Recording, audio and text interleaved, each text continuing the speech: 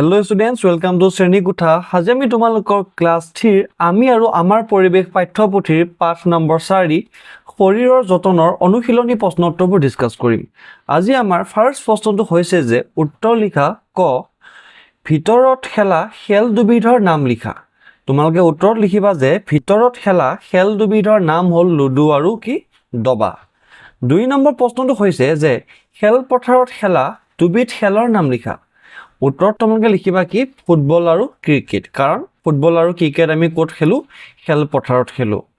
গ নম্বৰ প্ৰশ্নটো হৈছে দুবিধ শক্তিদায়ক খাদ্যৰ নাম লিখা। এতিয়া দুবিধ শক্তিদায়ক খাদ্যৰ নাম হৈছে শাক-পাচলি আৰু মাহ। ঘ নম্বৰ প্ৰশ্নটো হৈছে যে বেমাৰৰ পৰা দেহক ৰক্ষা কৰা দুবিধ ফলৰ নাম লিখা। উত্তৰত তোমালোকে কি লিখিবা সুমথিৰা আৰু মধুৰিআম। তাৰ পিছৰ প্ৰশ্নটো হৈছে যে 2 নম্বৰ শুদ্ধ উত্তৰত শুদ্ধ চিন দিয়া। এতিয়া আমি চাম যে এটো শুদ্ধ নে ভুল, যদি শুদ্ধ তাত আমি শুদ্ধ চিন দিম, ঠিক আছে। ক নম্বৰ প্ৰশ্নটো হৈছে যে আহাৰে আমাৰ শৰীৰত শক্তি যোগায়, এটো কি শুদ্ধ। তাৰ পিছৰটো হৈছে যে সদায় পৰিষ্কাৰ আৰু শুদ্ধিত পানীহে খাব লাগে, এটো কি হৈছে শুদ্ধ। গটো হৈছে আলিবাটত খোজ কাঢ়োতে সদায় নিজৰ সোঁ হাতে যাব লাগে, এটো কি ভুল। সদায় আমি নিজৰ বাওঁ হাতে যাব লাগে, ঠিক আছে। ঘ নম্বৰ প্ৰশ্নটো হৈছে যে আলুৰ চিপছ, শীতল পানীয়, আইসক্ৰীম আদি আমাৰ শৰীৰৰ বাবে উপকাৰী, এটো হৈছে তোমাৰ ভুল। এই বস্তুবোৰ কি হৈছে আমাৰ শৰীৰৰ বাবে উপযোগী নহয়। 3 নম্বৰ প্ৰশ্নটো হৈছে যে খালি ঠাই পূৰ কৰা ক।